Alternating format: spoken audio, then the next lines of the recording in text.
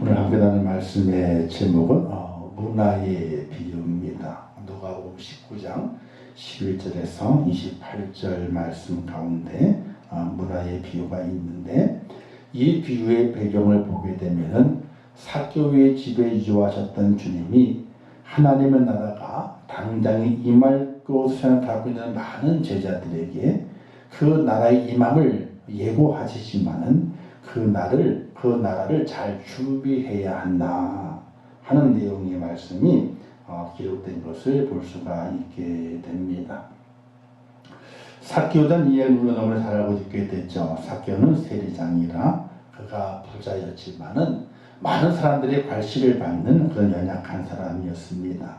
예수님께서 그를 만나시고 그의 집에 유하시며 그를 변화시키시고 그를 통해서 아름다운 거룩한 성화라고 하는 그런 놀라운 은혜를 그에게 베푸시는 것을 보게 됩니다.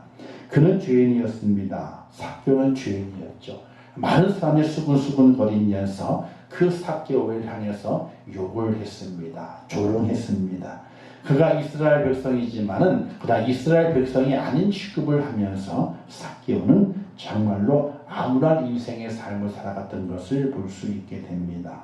그런데 그가 변화가 됩니다.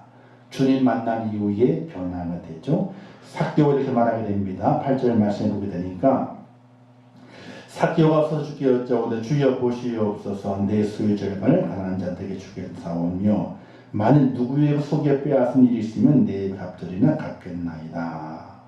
즉 자신의 변화를 말하게 됩니다. 삭개오는 주님 만나기 전에는 변화되지 않았죠. 돈을 벌기에 급급했고 또 그의 삶 속에서 세리장의 모습을 간직하면서 많은 사람이 조롱을 받는 그였지만은 예수를 만난 이후에 그가 변화됩니다. 완벽한 변화는 아니지만은 거룩하게 변화되어 갑니다. 많은 사람들이 귀감이 되는 모습 변화되어 갑니다. 그것을 성화라고 이야기하게 되죠. 삭개오의 성화의 그 모습은 주님께 칭찬을 받게 됩니다. 이 사람도 아브라함의 자손이라 구원이 이 집에 이르렀다. 이런 축복을 삭개오가 받게 됩니다. 그 사건 이후에 예수님께 삭개오에게 이 사람도 아브라함의 자손이라 이렇게 말함을 통해서 많은 사람들이 어떤 마음을 갖고 있었냐면은, 예수님께서 여리고로 지나가시면서 이제 예루살렘에 올라가시게 되면은 하나님의 나라, 그렇게 유대인들이 고대했던 로마의 식민지에 살고 있었지만은 그 식민지에서 벗어나고 완벽한 자유를 누릴 수 있는 자유민이 되는 하나님의 나라의 백성이 되는 그 기대를 가지고 있었습니다. 그래서 예수님께서 예루살렘에 올라가시기만 하게 되면은 바로 그 나라가 임할 줄로 생각하고 있었던 것입니다. 그 과정 속에서 삭개오라고 하는 세리장의 변화의 놀라운 모습을 주님께서 만들어내셨는데, 그 모든 과정 속에서 이스라엘 백성들, 유대인들, 또 주님의 제자들, 그들은 예수님께서 예루살렘에 올라가시기만 하게 되면 하나님의 나라가 이루어지게 되고 로마에서 자유함을 입는 그런 나라가 될 것이라는 기대를 품고 있었습니다. 예수님께서 그렇게 기대를 품고 있는 그들에게 문화의 비유를 말씀하시게 되는 겁니다. 우리는 성경에 보게 되면 요한복음에 보게 되면 달란트의 비유가 나오게 되죠. 달란트의 비유가 나오게 되는데 마태복음 달란트의 비유가 나오게 되고요. 이 누가복음 19장은 문화의 비유나 마태복음이나 요한복음에 있는 달란트의 비유는 약간 성향이 다릅니다. 비슷한 것 같지만 좀 다른 모습이 있습니다. 자본의 분배나 장사의 원리나 결산의 기준이 조금씩 다른 것을 볼 수가 있게 되죠. 문화의 비유는요, 자본을 모든 종들에게 한 문화씩 동일하게 주었고 장사할 때에 노력한 만큼 많이 남길 수 있었고 결산할 때에 많이 남긴 대로 상을 나누어 준 것을 볼 수가 있게 됩니다. 근데 달란트의 비유는 자본을 각 재능에 따라 다르게 주었고 장사할 때에 최선의 노력을 하면 배만큼 남길 수 있었고 결산할 때에 받은 자본의 배를 남긴 자에게 같은 상을 준 것을 볼 수가 있게 됩니다. 내용이 비슷하지만은 그 내용 속에서 진행된 내용들은 조금씩 다르고 그 다르기 때문에 의미도 다르다 이렇게 보게 됩니다. 그럼 문화의 비유와 달란트의 비유는 어떤 영적인 해석의 차이가 있겠는가를 보게 되면은 달란트의 비유는 사명과 관련된 비유라고도 말할 수 있습니다. 사람마다 자기의 사명이 다릅니다. 재능이 다릅니다. 어떤 사람은 큰 사명이 있고 어떤 사람은 작은 사명이 있고 어떤 사람은 재능이 많은 사람이 있고 어떤 사람은 재능이 적은 사람이 있습니다. 그 사람에 맞게 달란트를 주었고 열심히 수고하는 그에게 똑같은 것을 상으로 주시게 되는 주님의 모습을 볼 수 있게 되는데 달란트의 비유를 사명과 관련이 있다 이렇게 말할 수 있습니다. 그러나 문화의 비유는 조금 다릅니다. 똑같이 나누어 주었습니다. 어떤 사람에게 10개를 주고 어떤 사람이 2개를 주는 것이 아니라 똑같이 10명에게 한 문화씩을 나누어 주었습니다.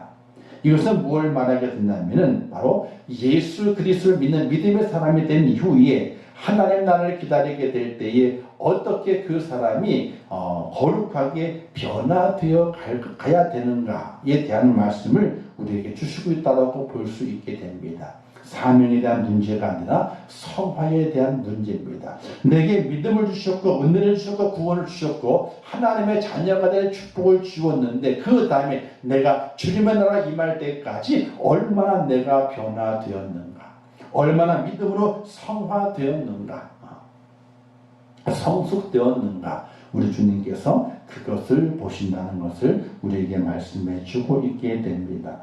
그리스도의 준비는 죄인에서 성화되어져 가야 되죠. 성화의 자리를 지나서 영화의 자리까지도 옮겨가야만이 하나님 나라에 들어갈 수 있게 됩니다. 주님 나는 죄인입니다. 그렇습니다. 죄인의 모습 다가왔습니다. 그러나 그것을 끝나는 것이 아니라 죄인된 내 모습을 이제는 성화의 자리에 들어가야 됩니다. 거룩하게 변화되어져 가야 됩니다. 이것을 가리켜서 믿음의 성숙이라 말하게 됩니다. 우리가 음식 장사하시는 분들을 보게 되면은 양념장을 만들게 될 때에 여러 가지 많은 다양한 재료를 가지고 준비해서 양념장을 만듭니다. 그리고 자기가 준비한 그 재료에 따라서 그 양념을 바로 쓰기도 하지만은 대부분의 많은 장사하시는 분들이 양념을 숙성을 시킵니다.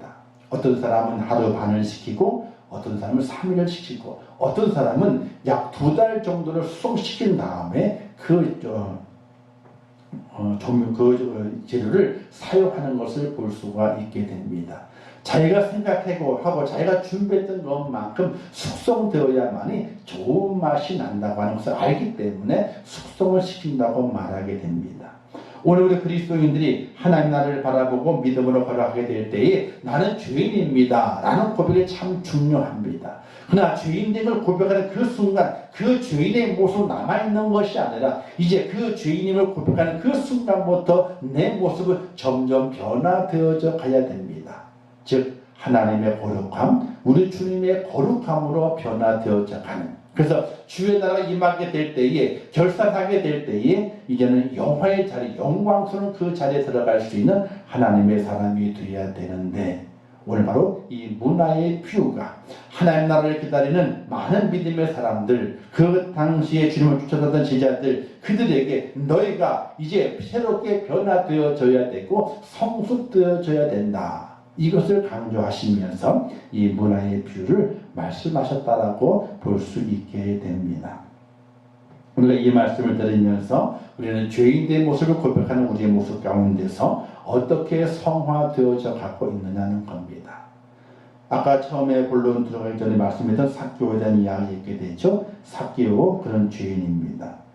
유대인들이 다 그를 주인이라 말하고 있고 그 자신도 자기가 지은 죄를 알고 있습니다. 그러나 주님 만난 이후에 그가 변화되지 않습니까? 자기의 수비를 절반을 팔아서 가난한 데 나눠준다고 말합니다. 또 변화됐습니다. 더 변화됩니다. 혹 자기가 남의 것을 속여서 빼앗은 데 있으면은 내 값전이나 갚겠다라고 그가 말합니다. 보통은 2배만 갚으면 되는 겁니다. 그냥 4배를 갚겠다고 말합니다. 죄인된 삭개오가 변화됩니다. 주님 만난 이후에 변화됩니다. 자신의 재산을 나누어 줍니다. 죄 지은 것을 4배나 갚겠다고 하는 그런 고백을 하게 됩니다. 이와 같은 성화의 그 모습이 주님의 나라를 기다리는 믿음의 사람에게 필요하기 때문에 우리 예수님께서는 많은 지자들과 그를 따르는 많은 사람들에게 문화의 비유를 통해서 성화될 것을 말씀하고 있는 것입니다. 자, 문화의 비유를 들어가게 되면요, 한 귀인이 왕위를 받으려고 먼 나라로 갈 때에 10명의 종에게 한 문화씩 나누어 주었습니다. 이 문화는요, 변화의 씨앗입니다. 믿음의 성숙을 위한 변화의 씨앗입니다. 그냥 문화를 주는 것이 아니라, 자, 이 문화를 너에게 줄 터이니 너의 인생의 삶 속에서 뭔가 변화를 일으켜 보라고 하는 주인의 요청인 것입니다. 영적으로 말하게 되면 예수님께 우리에게 믿음을 주셨는데, 그 믿음은 단순히 구원을 위한 씨앗이 아니라 그 믿음을 받은 오늘 우리의 삶 속에 어떤 변화를 일으키는 씨앗이 바로 그 믿음이라고 하는 것입니다. 그 믿음의 씨앗이 변화되고 믿음의 모습에 성숙되어져 가게 될 때에 주의 나라가 임하는 그 자리에 우리는 주인공으로 설 수가 있다는 사실입니다. 근데 그 당시에도, 예수님 당시에도 어떤 사람이 있었느냐, 예수님을 메시아로 영접하지 않은 사람이 있었다고 그랬거든요. 그 마찬가지로 이 문화의 비유 속에서도 이런 사람이 있었습니다. 그런데 백성 중에는 그를 유한한 자가 있어 왕됨을 원치 않는다고 다른 사자를 보내었다. 이런 말씀이 기록된 것을 보게 됐죠. 이들은 그 당시에 모든 유대인들, 예수를 배척했던 유대인들을 가리킬 수 있게 되는데, 이 문화의 비유 속에서도 문화를 받은 자들이 있지만, 그러나 그 외의 자들 중에는 예수님이 그 주인이 왕위를 받고 오는 것을 싫어하는 무리들도 있었다는 것을 말씀하면서 그 당시에, 예수님 당시에 유대 사회의 분위기를 우리에게 말해주고 있게 됩니다. 이제 그 귀인이 왕위를 받아가지고 돌아왔습니다. 돌아와서 자기가 한 번씩 나눠준 10종을 불러놓고 셈을 하기 시작을 하게 되죠. 첫째 사람이 나타납니다. 한 문화를 가지고 내가 열심히 해서 10문화를 남겼나이다. 이때 주인이 칭찬하게 됩니다. 근데 칭찬이 문화를 주는 것이 아니라 다른 걸 주게 됩니다. 너는 10고울을 차지하라. 10고울을. 둘째가 한 문화로 5문을 남겼다고 고백하게 되죠. 이때 5고울을 차지하라. 이렇게 말하게 됩니다. 여기서 10고울, 5고울은 그 당시에 물질적인 개념이 아닙니다. 물질을 남겼는데 물질을 주는 것이 아니라 고울을 다스리는 권세를 주었다라고 말하게 됩니다. 바로 인격적인 능력을 말하게 됐죠. 영적인 능력을 말하게 됩니다. 물질을 남겼지만 그 물질이 바로 영적인 능력을 상으로 받게 되는 통로가 되었던 것을 말씀하게 되는 것입니다. 이때 또 한 사람이 왔습니다. 한 문화를 받은 사람이 왔습니다. 그가 말합니다. 종이에 쌓았던 한 문화를 보여주면서 당신의 한 문화가 여기 있나이다 라고 돌려주게 됩니다. 그렇게 한 문화를 종이에 싸서 보관해 두었던 이유는 당신은 엄한 사람이라, 강팍한 사람이라, 두지 않은 것 취하고 심지 않은 것을 거두는 자라, 주인에 대한 혹독한 그 평가를 통해서 주인이 준 한 문화를 수건에 쌓아 두었다가 주인에게 돌려주게 되는 이 한 사람을 주인이 판결하게 됩니다. 주인이 판결하게 되죠. 빼앗아서 10문화 있는 자에게 주라. 그 말하기를 무릇 있는 자는 받겠고 없는 자는 있는 것도 빼앗기리라. 이렇게 말씀하시게 됩니다. 문화의 비유가 달란트의 비유와 똑같이 돈을 남기는 거였지만 베푸는 상의 모습은 다릅니다. 고울을 차지하라. 고울을 차지하라. 이 상의 모양이 다른 것을 보게 될 때에 단순히 어떤 물질적인 남김을 물질로 갚아주는 것이 아니라 물질의 남김을 통해서 하나님 그 주인께서 그에게 인격적인 능력 또는 보이지 않는 영적인 능력을 그게 주로 말미암아 더 큰 것을 감당할 수 있는 그런 지도자를 세우는 것을 볼 수가 있게 됩니다. 이 모습 가운데 우리는 어떤 영적인 교훈을 받게 되느냐. 바로 문화의 비유는 아까도 말씀드렸던 것처럼 단순히 물질을 남기고 충성한 의미도 담겨 있는 것이라고 볼 수 있겠지만은 그것뿐만 아니라 문화라고 하는 것은 바로 하나님께 허락하신 그 믿음을 가지고 주님을 오시는 그 날까지 준비하는 믿음의 사람으로서 어떻게 살아가는 것인가, 살아가야지 잘 준비된 자인가를 말씀하면서 바로 성화되어가는 그리스도인이 되라고 우리에게 부탁하고 있는 주님의 메시지인 것을 볼 수가 있게 됩니다. 문화가 영적 교훈을 보게 되면 예수를 믿고 중생한 자가 성화의 노력을 하면 영적 권세가 더 많이 주어지고 성령의 감동과 말씀에 대한 깨달음을 더 많이 주신다는 것을 말씀하게 됩니다. 믿음을 받았습니다. 예수 그리스도의 구세주를 믿고 하나님을 창조주로 믿고 그 하나님께 나를 사랑하신다는 그 믿음을 내가 받았습니다. 이제 그 다음 나는 어떻게 변화되어져 가야 되는가? 죄인의 자리에 일어나서 이제 거룩하게 변화되어져 가게 되는, 바로 이제 세상에 주는 권세가 아니라 하나님 허락하신 그 권세를 얻는 영적 권세가 주어지게 되는 바로 성화의 그 노력이 우리에게 절실히 필요하다는 사실을 말씀해 주고 있게 되는 겁니다. 성화되기 위해서 노력해야 됩니다. 거룩해지기 위해서 애써야 됩니다. 힘을 다해야 됩니다.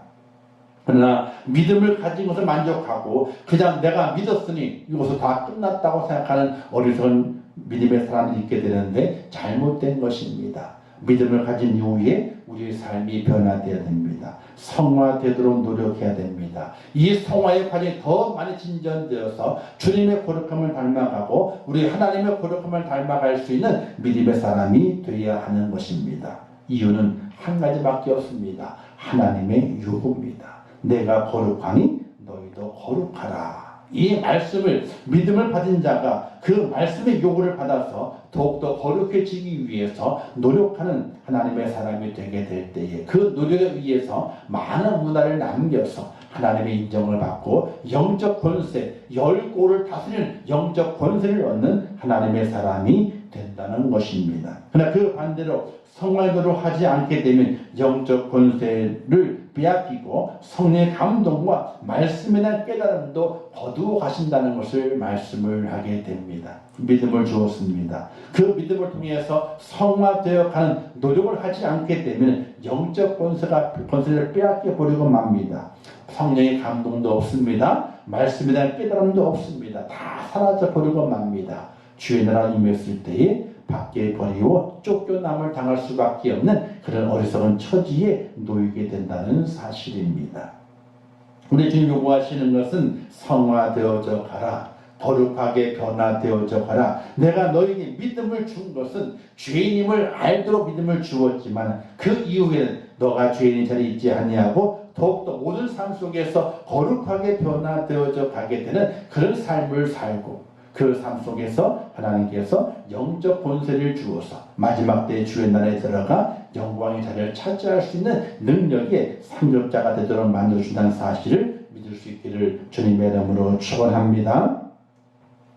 우리 이 땅에 살아가게 될 많은 시련이 있게 됐죠. 근데 그 시련이 무엇을 우리에게 주느냐 생각해 볼 수 있어야 됩니다. 많은 사람들이 좋은 일이 많이 있고 복을 많이 받고 또 풍성한 일이 많이 생겼을 때에 참 좋다고 말하게 됩니다. 참 좋은 일입니다. 복 받을 일, 좋은 일, 또 좋은 것이 많이 생겼으니까 참 기분이 좋고 즐겁습니다. 그러나 그것을 통해서는 뭔가 성숙되어짐이 우리에게 따라오지 않는 것을 볼 수 있습니다.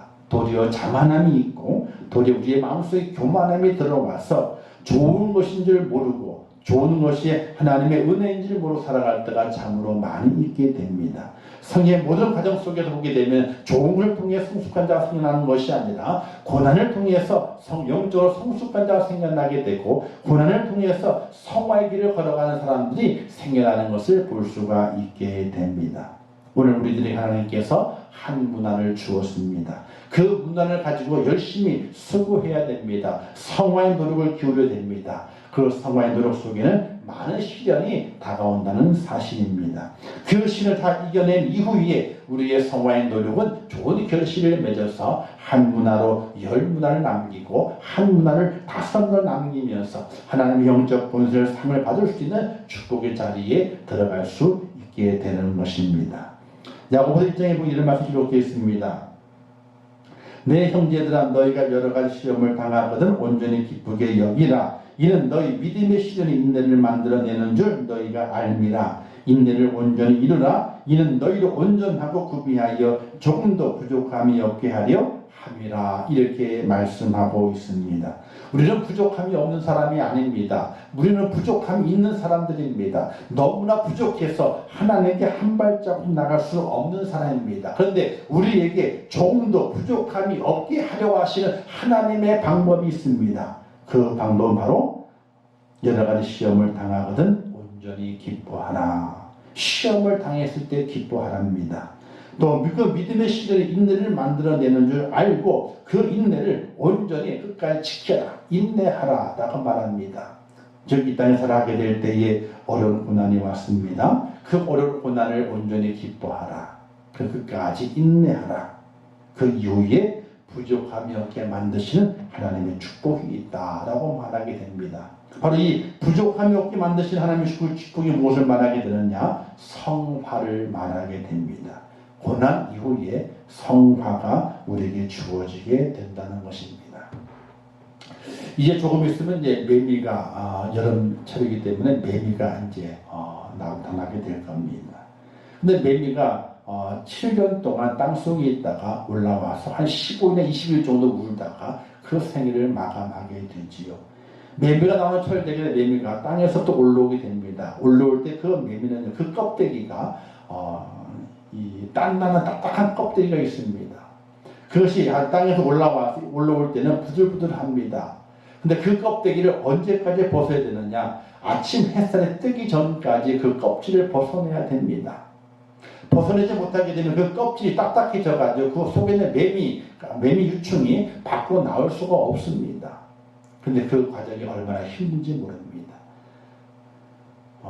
껍데기가 처음엔 말랑말랑하지만은 해가 뜨고 해가 비치는 그때부터 껍질이 말랑하면서 딱딱하게 조여오게 됩니다.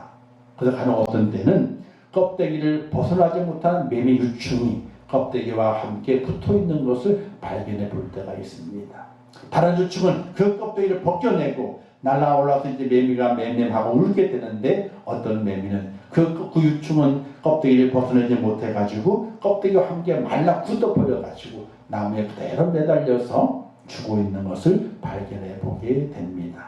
그 껍질을 벗겨나고는 얼마나 힘이 듭니까? 그러나 그것을 통과하지 않으면 매미가 되지 못하게 되는 건데 7년을 기다렸는데 다 말라버리고 죽어버리고 맙니다. 그러나 그 껍질을 벗기는 시련을 겪고 난 이후에는 7년을 기다렸던 그 매미의 그 울음소리를 활짝 울면서 그의 시간을 즐거움으로 보내는 것을 볼 수 있게 되는 것입니다. 시련은 그와 같은 것입니다. 시련을 기쁘게 여기고 그 시련을 끝까지 인내하고 온전히 잘 참아내고 감당하게 될 때에 부족함이 없게 만드시는 하나님의 축복이 우리에게 있다는 사실을 기억하는 귀한 여러분 되시기를 주님의 이름으로 축원합니다. 부족함이 없는 것은 바로 성화된 것입니다. 고난을 이겨내고 그 고난의 기쁨을 이겨내고 그까지 잘 참아낸 자에게 성화를 이루어 주시는 하나님의 축복이 있는 것을 말씀하게 되죠.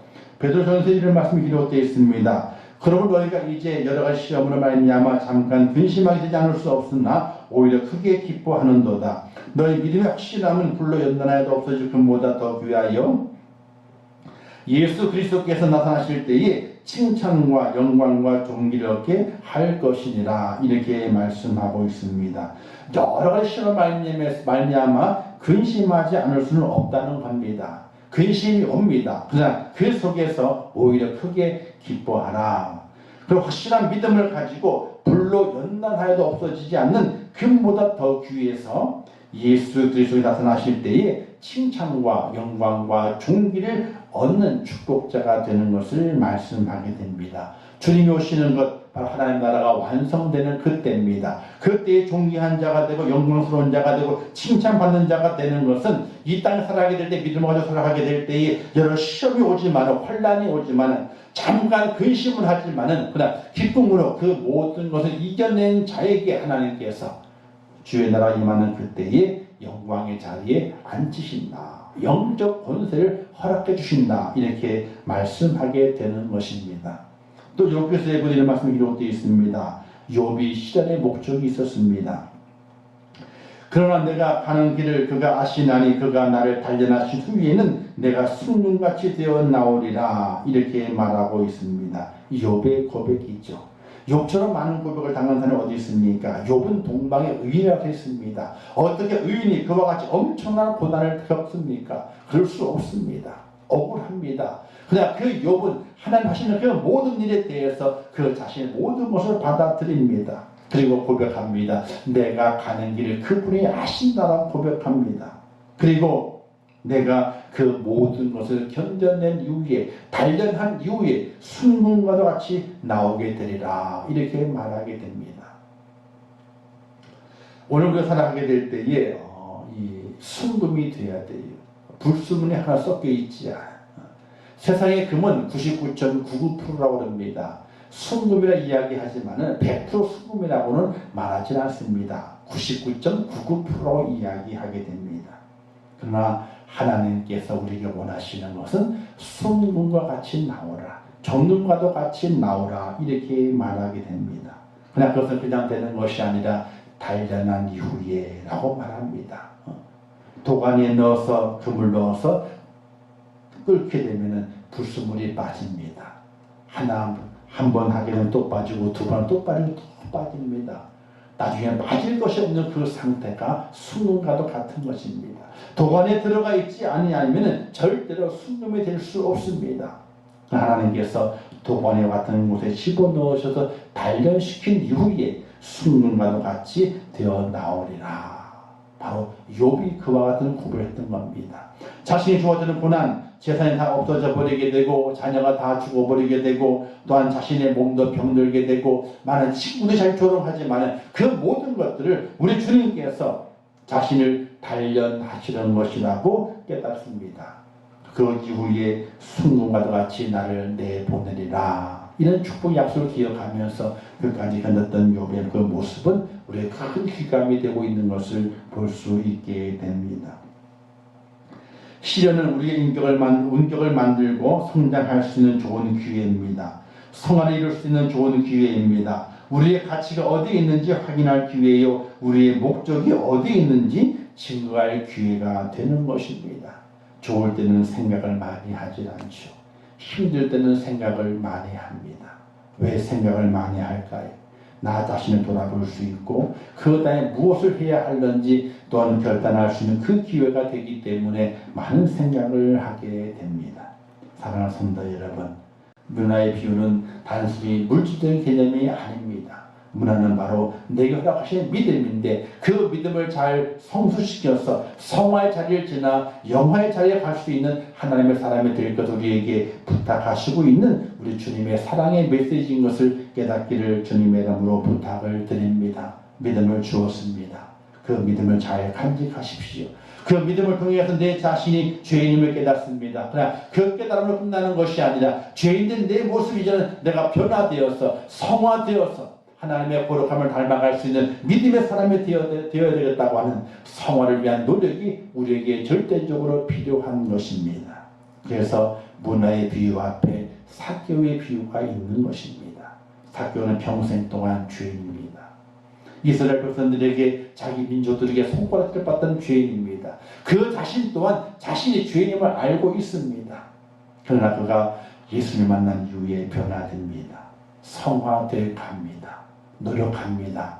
자신의 재산 절반을 다 팔아서 가난한 자에게 내놓는 노력을 합니다.